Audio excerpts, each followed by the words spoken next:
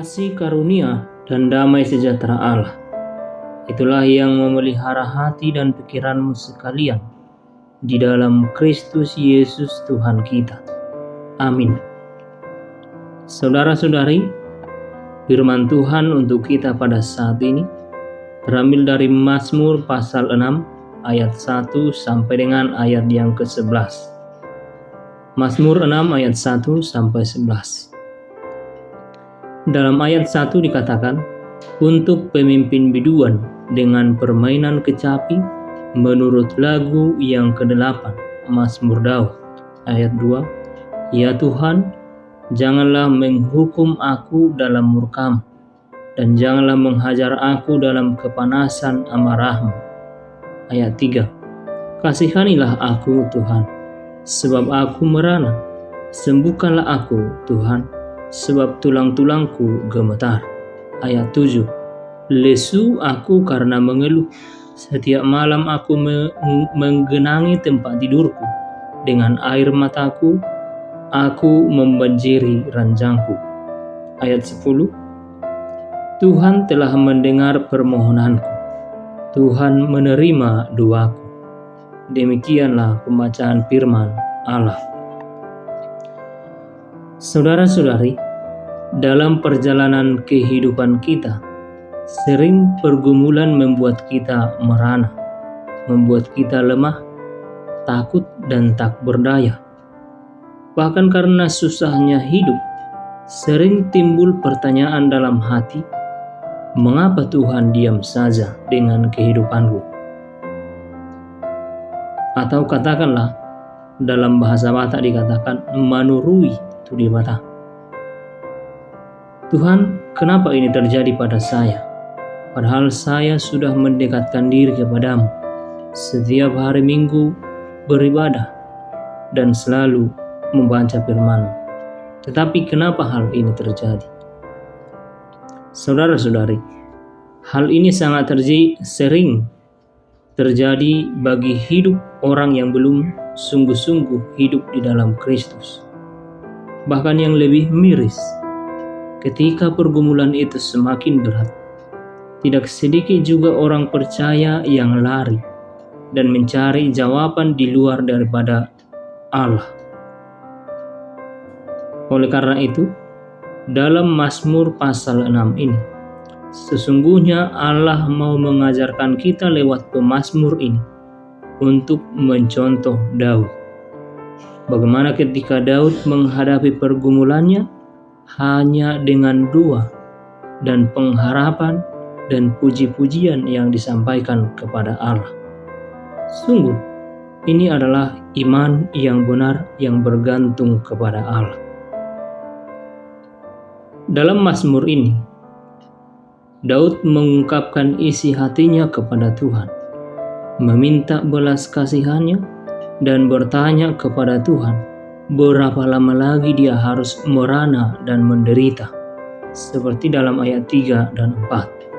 Sepanjang hidupnya, Daud berkali-kali menghadapi bahaya, ancaman, dan pergumulan. Ketika dia menggembalakan ternakku, ancaman dari binatang buas selalu mengintai.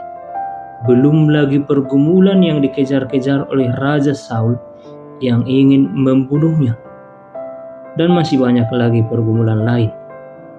Setiap malam dia meratap dan menggenangi tempat tidurnya dengan air mata.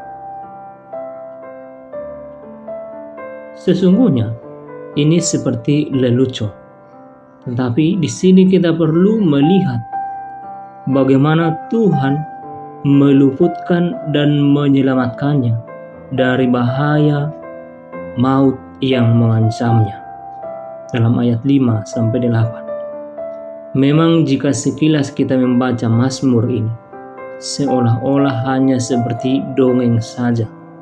Namun, sungguh ini adalah kebenaran hidup orang percaya.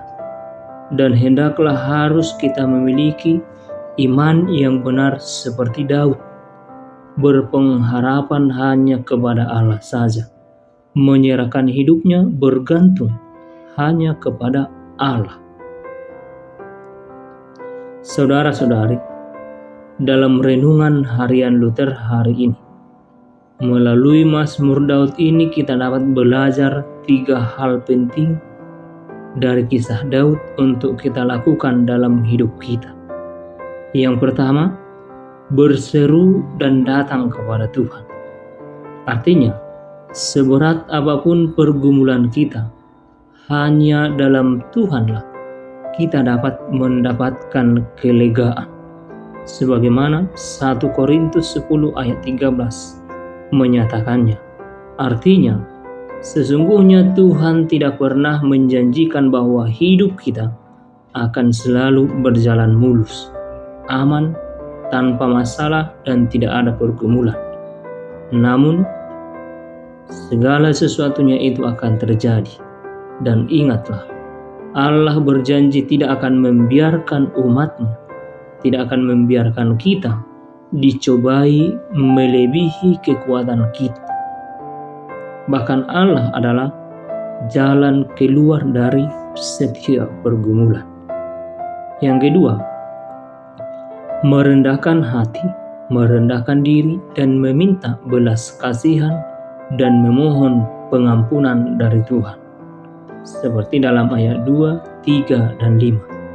Memang jika kita menyadari pergumulan dan pencobaan dapat mengarahkan kita untuk mengevaluasi diri, membentuk diri dan menjadi lebih baik, dan menuntun kita lebih bergantung kepada Allah, sebab di dalam penderitaanlah sesungguhnya kita harus merendahkan hati dan datang kepada Allah. Dan haruslah demikian, sebab tanpa merendahkan hati dan menyesali dosa di hadapan Allah, kita tidak akan mendapat hikmat Allah. Kita tidak akan dapat menikmati dan melihat kuasa Allah dalam memelihara hidup kita.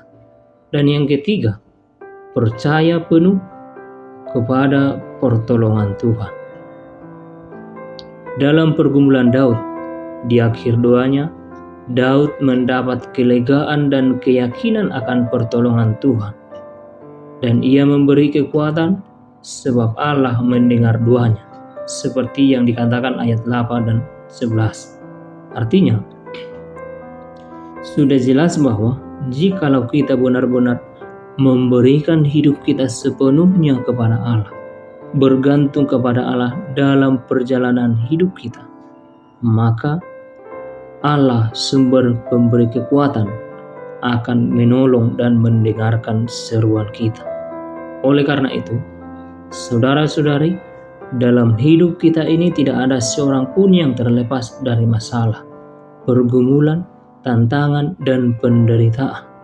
Bahkan kita juga tidak mungkin pernah mengalami kesusahan. Jika saat ini mungkin kita berada dalam titik yang paling sulit, pemazmur mengatakan bahwa kesedihan dan ratapan menjadi bagian dari hari-hari kita. Jika hal ini pernah terjadi atau saat ini kita sedang berada dalam fase tersebut, teruslah berjuang serta berharap kepada Tuhan. Tetaplah datang kepadanya, sekalipun dalam titik terberat. Allah tidak akan pernah meninggalkan dan membiarkan kita binasa dalam penderitaan. Allah selalu memelihara hidup kita, dan hendaklah penderitaan dan kesusahan itu menjadi suatu proses yang meningkatkan iman kita, menguatkan hubungan kita dengan Allah, sehingga kita benar-benar bergantung kepada Allah. Karena itu, jangan pernah sekalipun meninggalkan Allah. Tetaplah berjuang dan berdoa, dan yakinlah melalui seruan doa-doa kita akan menemukan jawaban atas doa dan seruan kita. Sebab Allah adalah sumber pertolongan. Hadapilah dan jangan pernah gentar. Andalkanlah Tuhan, maka kita akan kuat, optimis, dan semangat.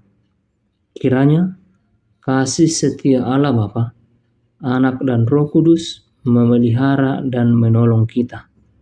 Amin.